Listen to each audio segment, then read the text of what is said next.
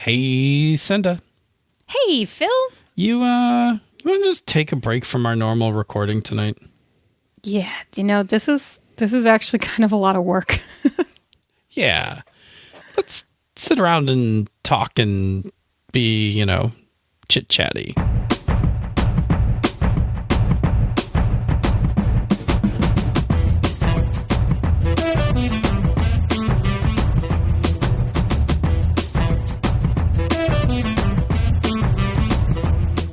And welcome to another episode of Panda's Talking Games. I'm your host on the verge of burnout, Phil.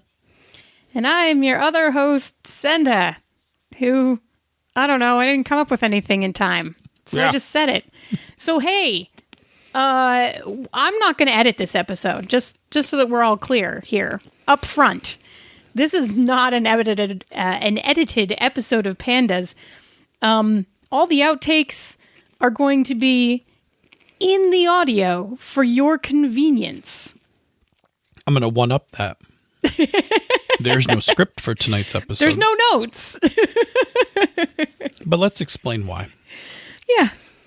As I finish my Ooh, do I get to eat my chocolate now? Square of Because I'm going to eat my chocolate. chocolate now.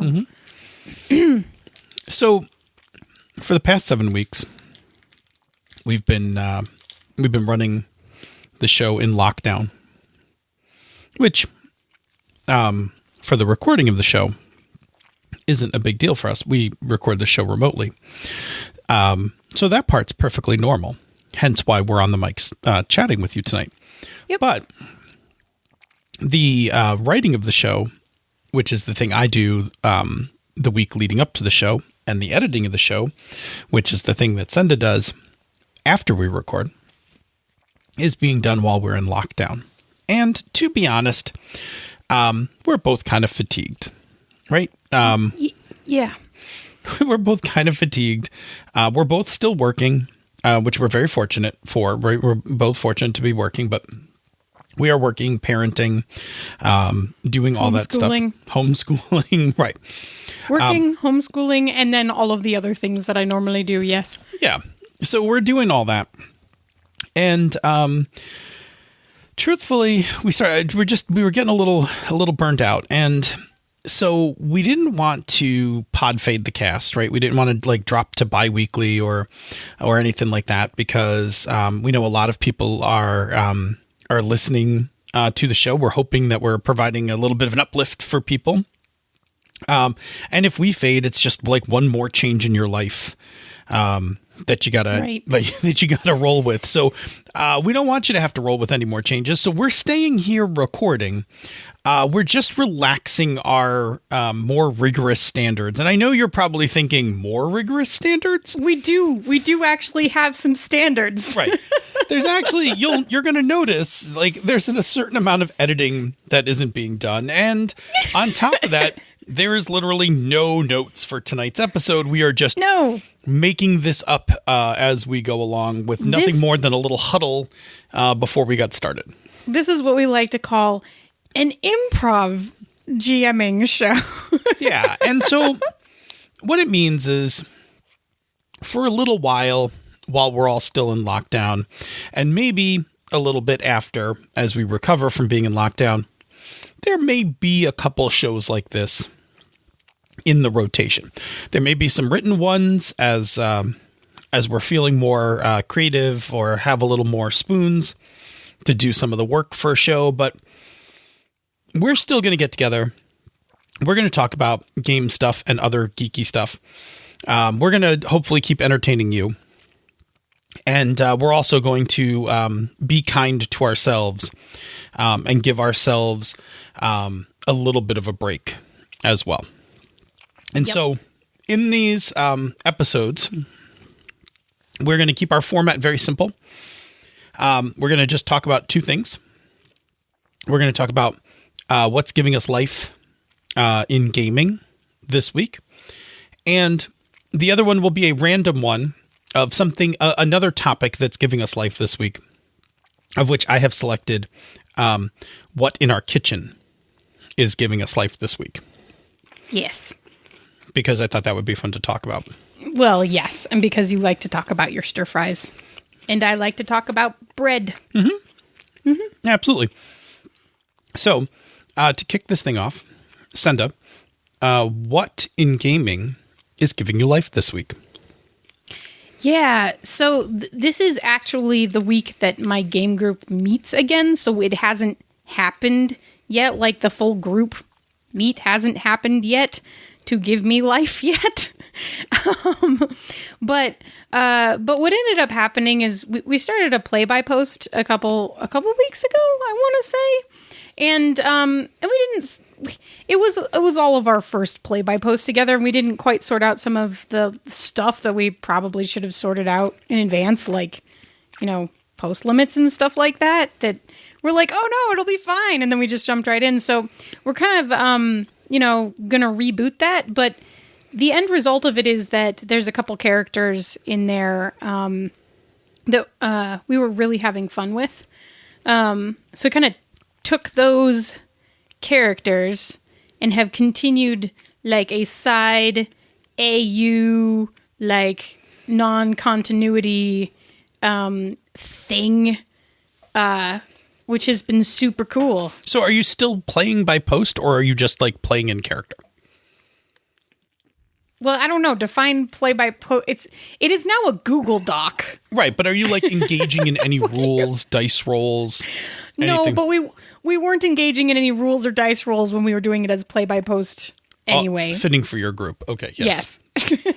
Yes, okay, To be so clear, never mind. It started as a Monster of the Week game, and then we quickly stripped everything but the basic premise out of it, because this is us we're talking about. And if we had been playing at the table, we would have played it with dice and everything. Sure. We do that. We do actually play things by the rules, but, we were kind of like, do we really need a GM? Like, we play all of these games. I say all of these games, but we have played a lot of games together in which we do a lot of GM lists, like everyone together sits down, we decide on a scene, and then we play it, kind of play, which is not even past the stick storytelling. It is like literal group, like get together, decide what the next part of the story is, and then tell it, right? Like, so we do that kind of thing a lot. So when it came to play by post, the idea of trying to keep a lot of rules and stuff going seemed daunting. So we kind of took the concept, made characters based on, like actually created characters from the playbooks, and then sort of went, wonder if we just sort of pull out all of these bits, if it will still run. And the answer is that, like, yes, fine, good, but also, like, there are things that are different about play-by-post than playing in person that you have to take into account, right? Yeah. So anyway, but the part of that that's been giving me life is we did end up, like, I just walked out with a like, really interesting character with a really strong relationship, and, like, exploring that has been absolutely fascinating and like super good escapism, which is totally the space where I am right now. And the end result is that I ordered a ton of books off of Amazon because for a little while there I was plowing through a book every couple of days again, like I used to in high school. I was like, oh, this is great. I'm just going to read everything because I need to escape the world. And the end result is now they're all sitting on my bedside table unread because I'm much more interested to see, like, what's going to happen because I don't know. So I have a few questions for you. Yes. So first of all, how big is this Google document right now? I clocked it at 75 pages before I hopped on tonight. Okay. So that's a lot for just two of you playing back and forth. You're like each now responsible for like 35 pages of content. To be clear, that's in about 9 days. Okay. So that's averaging a little over what? 75 pages by 9 days is like like somewhere in the range of like six to 7 pages. Yeah. Plus pages a day. It's like 7 point something. Right. Yeah. So impressive. All right. So here's so we talked before the show about this, and so one of the things that your group is really super well known for is your high drama role playing, right? Yeah. And you had mentioned something to me, and I'm going to bring this up because I think this is it's pertinent. Yeah. it's pertinent, and I also want us to tease out gaming things, right, from these right how from are we this doing conversation, right? other than me just sitting here like, and then we made a playlist. Right. So the thing that you were telling me was that your face-to-face like Zoom game, like, Yeah. and you've played many an online game, right? Like I'm jumping into online games now, like, woohoo, look at me, I'm trying, right? Like, but you've been like because of Sasky, like Yeah, you've been doing this forever. Right? Yeah, I mean, all of my personal games were online before I started She's a Super Geek, and Right. then She's a Super Geek is now 5 years old. Yes. So I have been playing online since the youth of the Roll20. Yep. Yeah, Now you also have a face-to-face group, I do. which you've been playing with for the last couple of years, but now you guys I are all miss in them. you're all in lockdown. It's all of them. And so here's the thing I want to say is, have you found it difficult to get that same level of high energy, high drama interactions that you guys had in your home group, like online? And yes, right. I mean, just yes. And I knew this already because I have played a lot online, and it is completely and entirely possible to have really wonderful, vulnerable, walls down play moments remotely. It is absolutely possible to do it, but it takes a lot more energy to make it happen. And that comes back to a lot of the like minute body reading stuff that is just harder to do on the internet when you can't see someone's entire posture. They may not be the person speaking on the screen, so you may not be getting the big version of them, like all of those things, right? If I lift the curtain a little bit, one of the things that makes it easier for us to do it when we do it on She's a Super Geek is that we will pause the game. And we'll have a quick discussion, which is, I mean, this is kind of what my in-person group does, right? We're like, what scene do we want to see next? I don't know. Let's do this. Okay, cool. But like in games that don't even call for that, I will, from a podcasting perspective, pause and say, I think this is the direction that we're going in. Is this how we want to kind of run into this conclusion? Because if I know that everybody's on board to end it that way, then we can all lean into it and drive really hard. Sure. And that's me like explicitly asking, like, are we all on board for this? Because I don't feel like online I can rely on my perceptions of people's reactions the same way. Sure. Right. And that's just, I mean, that just is what it is, right? And it's certainly not that you can't do it, because I still do it. I still do it a lot. But also, I think if I can interject, but also Yeah. your group has to get up to speed to it. Like, Yeah. like now I have lots of experience with playing online, but that's not been our standard as a group. yeah. at So all. this is the, there's some, I don't know if they're good or bad, but there's a whole bunch of, books in the late 90s, early 2000s about team formation and things like that. And, what happens when a team gets disrupted and like how they reform. And so it's fair to say that right now, like lockdown has created this disruption that your group is like finding a new norm, right? Like there, like you said, there's a lot you can draw from face to face when you're sitting around a table. And so now that you guys are all remoted, it's different and you'll get there. Right. But like in the meantime, it's been a bit of a challenge, which is going to go to my second part of this, which is the play-by-post seems to be feeding your drama itch, right? Yeah, it is. Yeah. Because I'm going to tell you, like, if you like Buffy, then that's basically what I'm doing. Like, right? Like it is. Well, that means that you're that playing kind of- the chosen one from the I from am, Monster but like League, right? the style of like drama escalation that is going on is like that. Yeah. Which is totally doing it for me because the outside drama is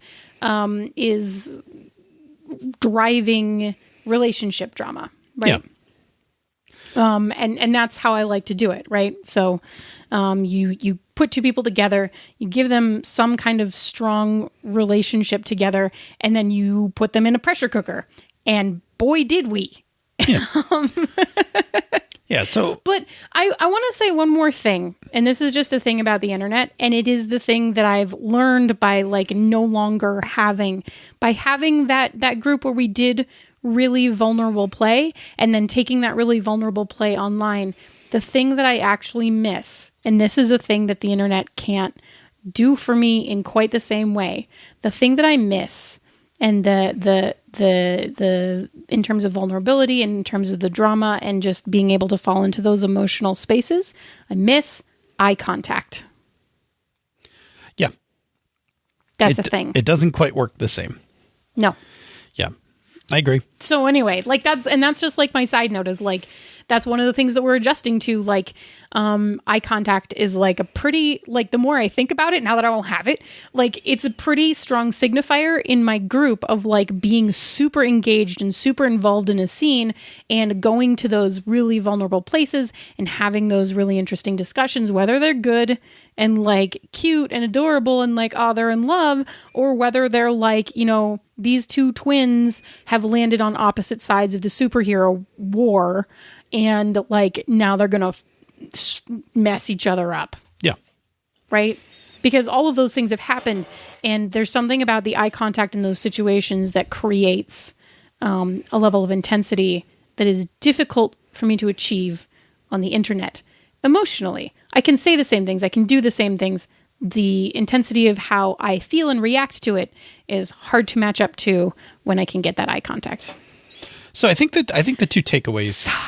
I think the two takeaways here is that one, it's important to note that that online gaming is a very different medium than face-to-face gaming. Right? It is. The activity of role-playing is still the same, but the medium's very different by which you're doing it through.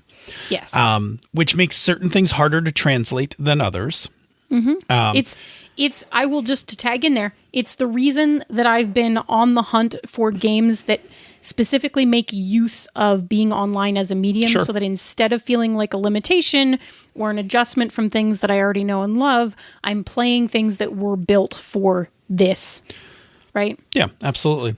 So I think it's important to note that, right? I think the other thing that's important to note, and this is, I think, very true right now in lockdown, especially if you were face-to-face groups that have converted over, is understanding group dynamics, right? So while these kind of terms, and I like norming and all those norming and storming, and like there's a whole bunch of project management group dynamic terms about these things.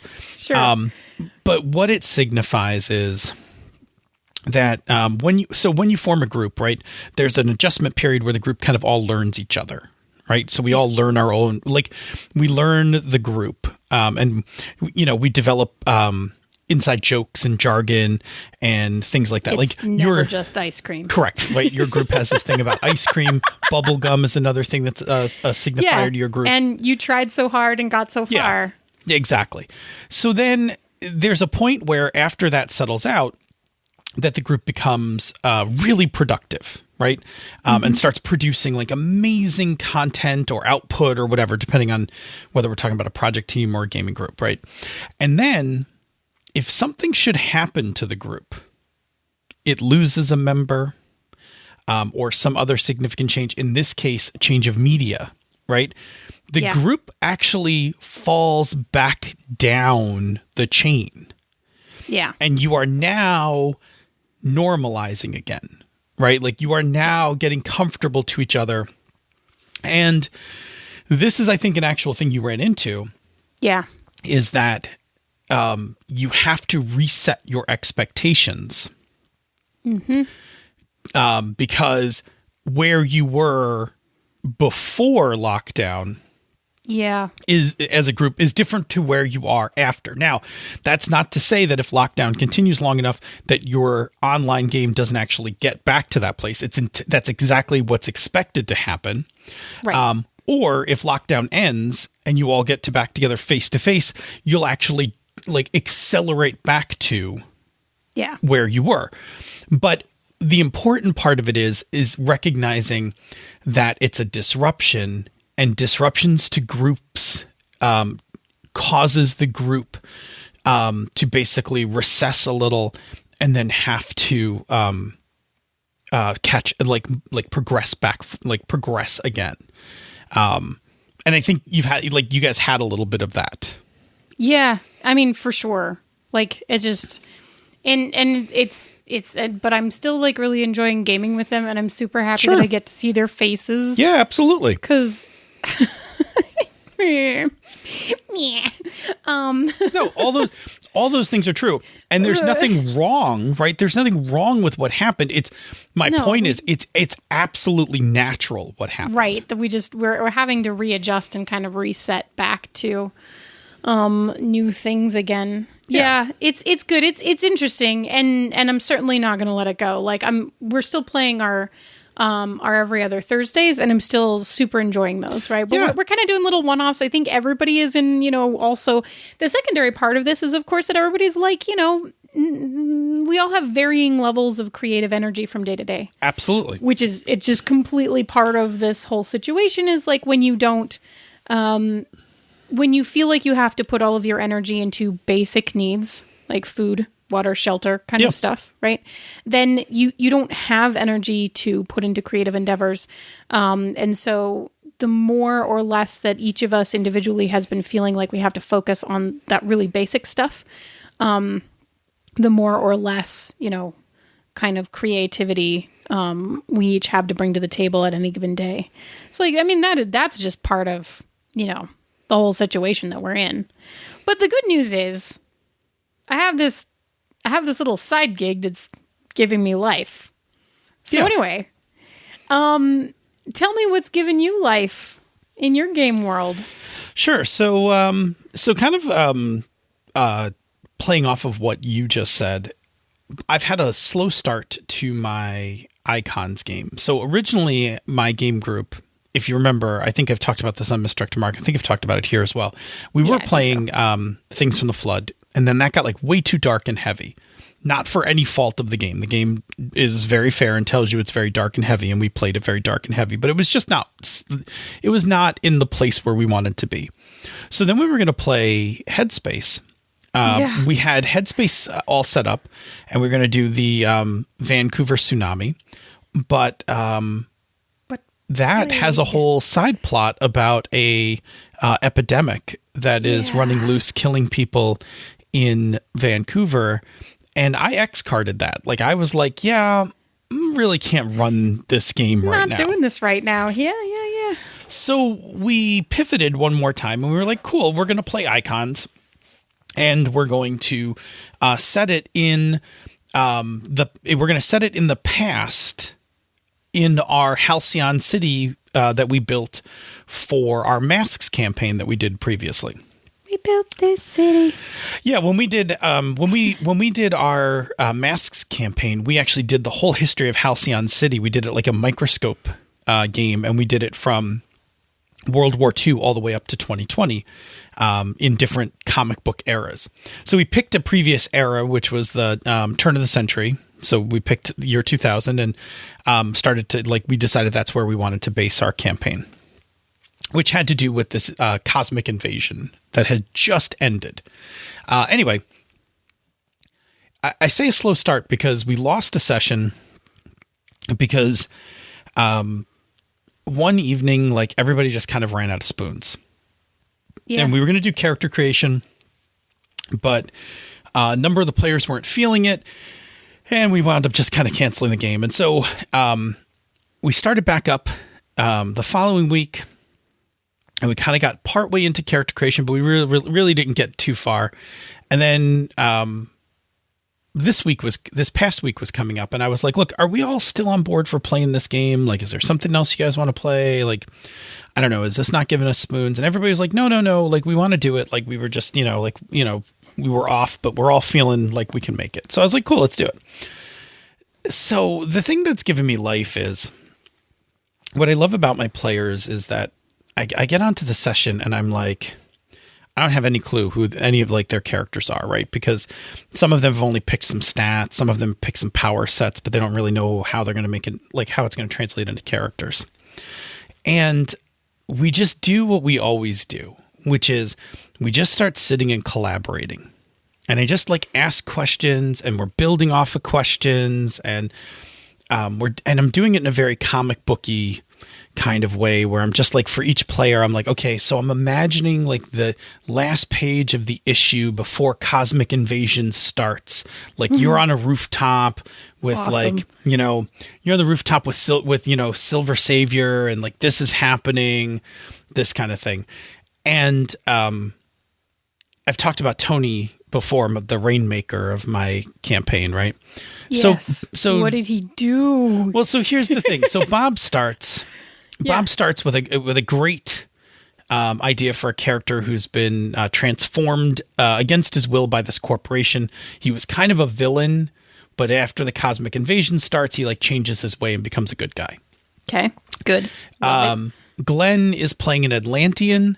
And in our game, Atlanteans were created in the 80s, and they're not from Atlantis. They live in Lake Erie because they're basically mutants that were created when Halcyon City was attacked by I forget who the bad guy was. But anyway, the resulting part was that part of the population of Halcyon City became aquatic, and they live off the coast of... oh, yeah. Homo Atlantis. Andy will tell you that it's aliens, yes. but I will tell they're you... mutants. Yes. They're mutants in our game for sure. So anyway, Glenn's playing the first Atlantean superhero. So this is the first Atlantean that has actual superpowers. Right. And I was like, cool. And then I'm like, Tony, how about you? And Tony's like, I don't know. He's like, I got a couple of interesting powers. He's like, but I don't know what to do with them. And I'm like... In the past, like not in the past, in other groups, I would be like, oh no, like what are we going to do here? But like, I know, like I've now played with Tony enough to know that like, all right, what I need to do is now jump in here and poke until something, happens. And so, and what I love about Tony is like, he never conforms to tropes and things like that. So he's like, I have magic, gadgets, and I forget what his other power is, like leaping or something. And I'm like, okay, interesting. I'm like, what do you think? He's like, I think what I got is I got this like device, and it's definitely magical, but like I've done all this tech stuff to it. So it's like, it's got circuits and it's got like gears and stuff or whatever, but it's like at its heart, it's magical. And I'm like... okay. I'm like, so like, we just like started talking, like, and we just went through this process of like, okay, well, who was this character before he found the item? And so we like discovered he was this like kind of genius slacker who went to Halcyon Institute of Technology, the HIT as it's called. And like, he then found this magical device, and he seems to be able to apply some amount of science to it, but not conventional science. But like, he seems to understand it and he can make it do stuff. And then we like pulled in, like, I'm like, all right, but like, how do you go from like slacker hacking dude with a magical artifact to superhero? And like, we pulled in this character named Torque that was like from our, the history we created from the city. And like, we're like, oh, but Torque is actually a professor at the HIT as well.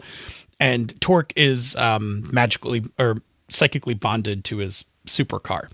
And sure, he's a car wizard. Yeah. He's a car wizard. So we're like, well, we pulled in Torque, and we're like, well, of course Torque's a professor at the HIT, and he like takes in Tony's character and is like his mentor. Like, the end result is after the four of us collaborated, we left that session and like I knew everybody's character. And it's just, there's this great feeling when you know that you have really creative and open players, and that you have this high level of trust where you can put things out as suggestions and either run with them or pull them back, revise them, whatever, like just play back and forth. Like, I was comfortable, like when we got on the thing, I was like, oh, I don't know any of these characters. I can't really do anything for the campaign. And by the time we left, I had like index cards written for all these characters of all these notes about them. And I was like, no, I know all these characters now, right? Like I got ideas of what to do with them. I got plot hooks, and I haven't even done my exercise with them to do all their, relationships and connections and stuff, but like I already got like a whole bunch of like hooks like into what who these characters are. And it just, the thing that's given me life is collaborative process, right? Like I loved how we went where Tony had like zero idea who his character was, to by the time we were done, this like fully realized character that he liked, that I knew was going to fit in the game, and that everybody else at the table was like, that's cool. Like, I mean, it's interesting because your conclusion is like that collaborative play moment, and really in the end, like that's what I'm getting out of my playing too. Yeah, it's just uplifting to play with other people like that. Yeah, I mean, I love the creative process, and I love I loved, actually for all three characters, I loved that nobody came to the table with a fully realized character. Like no one showed up and was like, this is my character, let me tell you about them.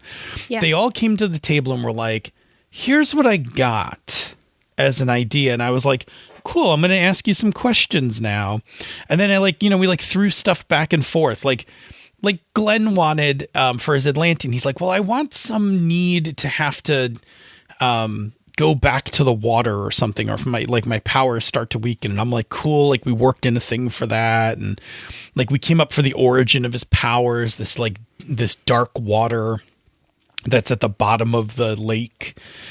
Yeah, like we worked, like it's really cool to have players who are open to being like, well, I have a concept, but I don't even want to finish it. I want to wait till we're all together for everyone to kind of help mold like who that character is.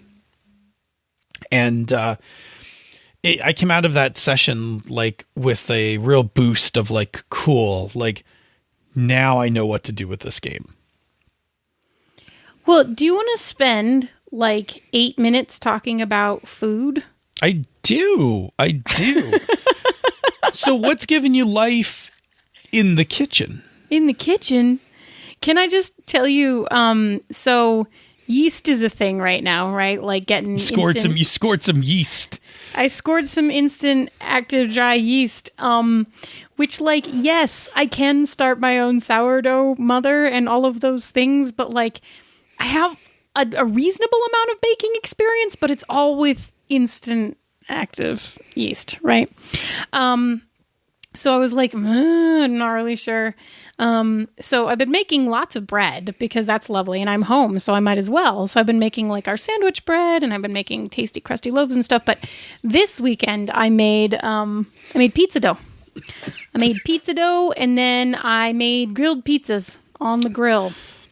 But they were sort of fantastic. More like flatbreads, because it was like, so I did the pizza dough, and then I grilled it, and then I flipped it over, and then I brushed it with olive oil and sprinkled it lightly with mozzarella and feta, and then put sliced very sweet, lovely cherry tomatoes on it with little chunks of rotisserie chicken, and put that back on so that it would cook the bottom part, and then warm up all the stuff on top and melt the cheese, and then took it off, a little sprinkle of kosher salt, and then fresh basil over the top, and it was chef's kiss. Yeah.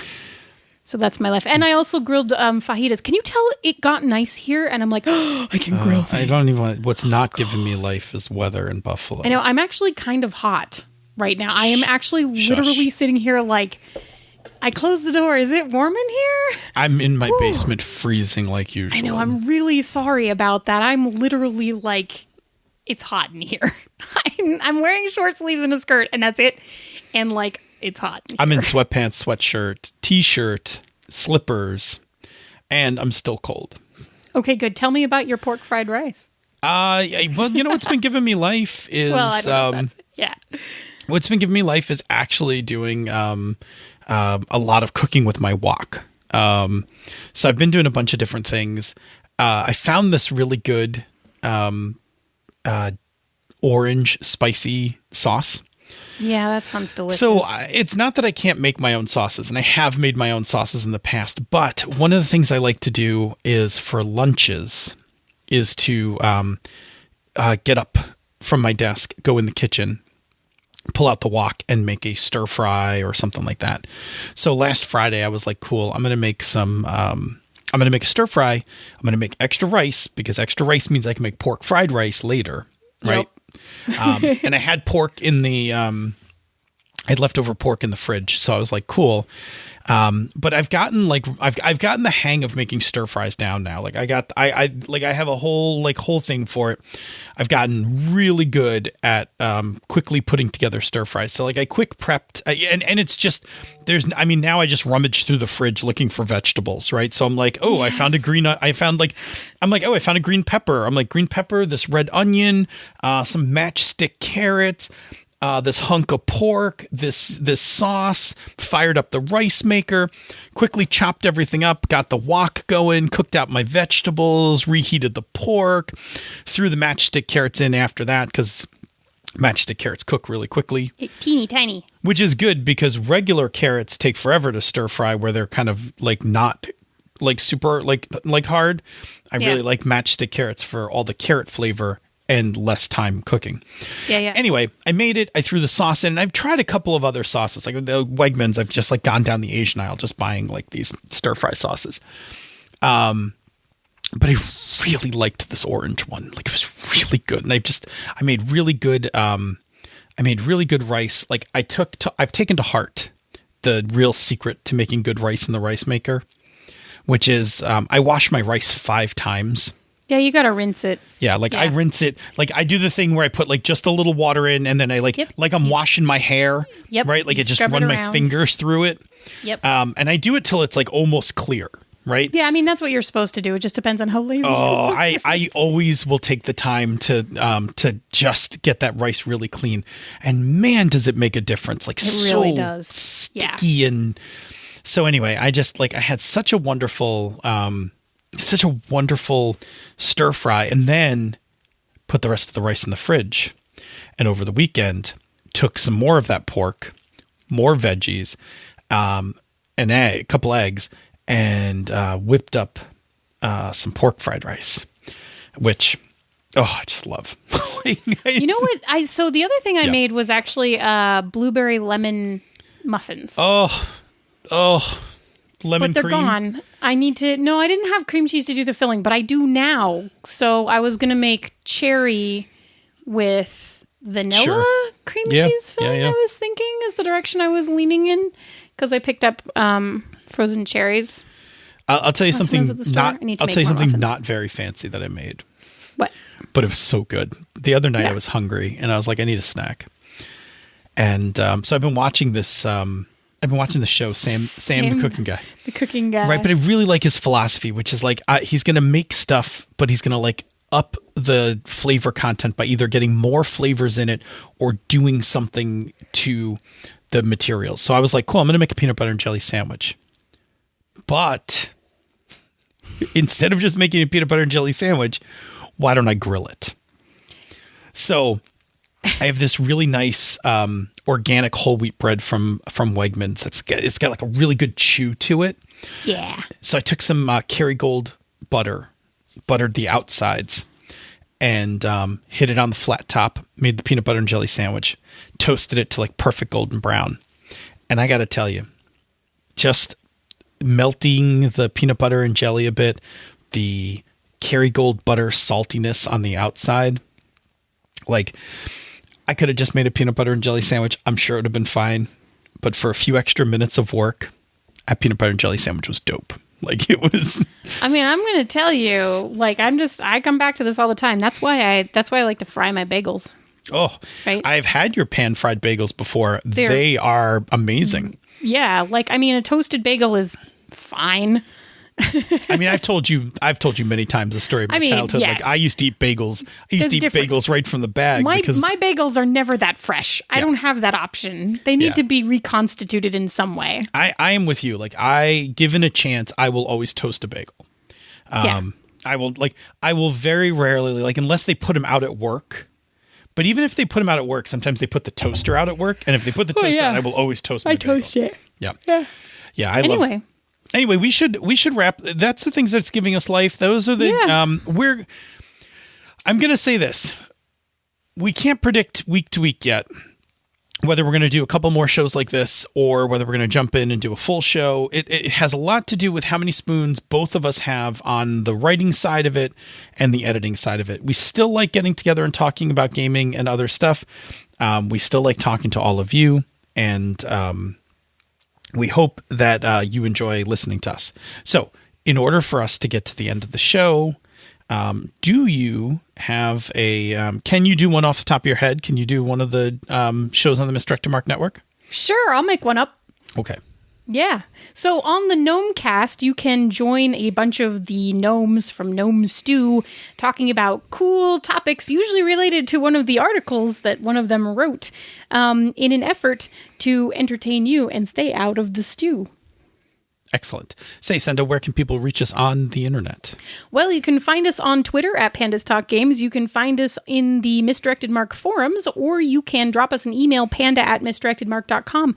And Phil, in wow, this is what happens when I leave the outtakes in.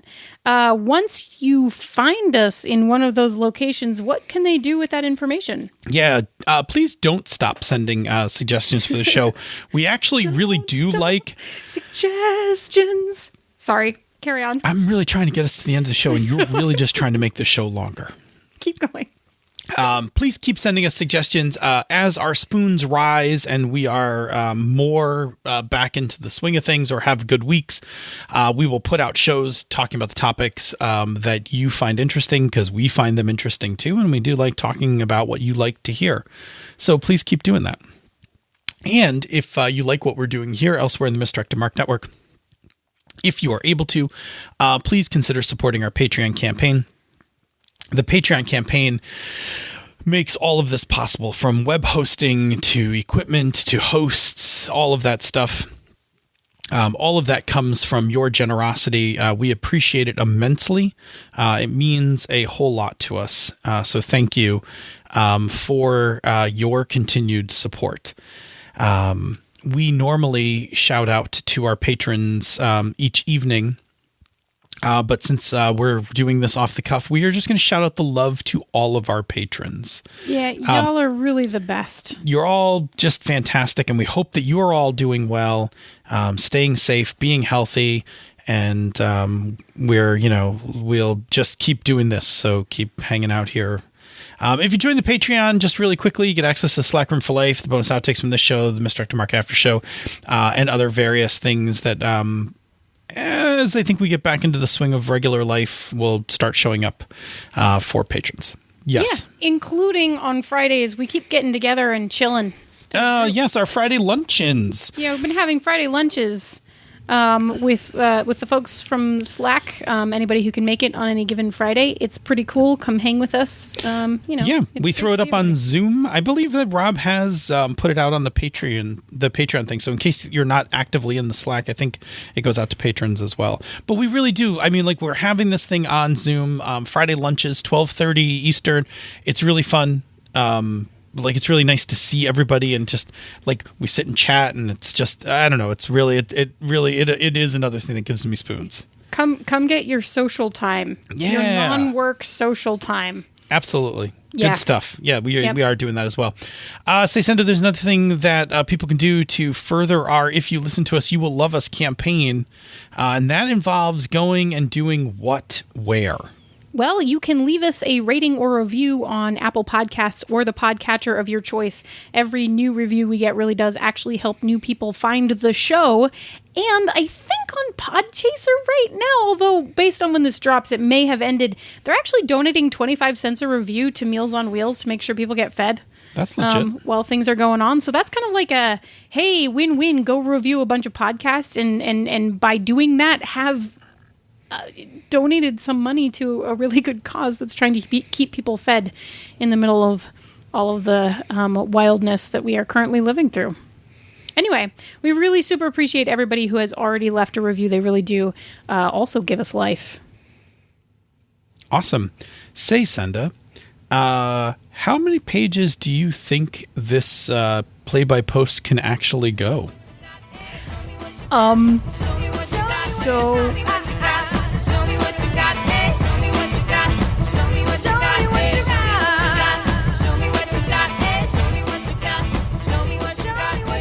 This show is a joint production of She's a Super Geek and Misdirected Mark Productions, the media arm of Encoded Designs. Show me what you got, eh? Show me what you got. Show me what you got, eh? Show me what you got. Show me what you got, eh? Show me what you got. Show me what you got, eh?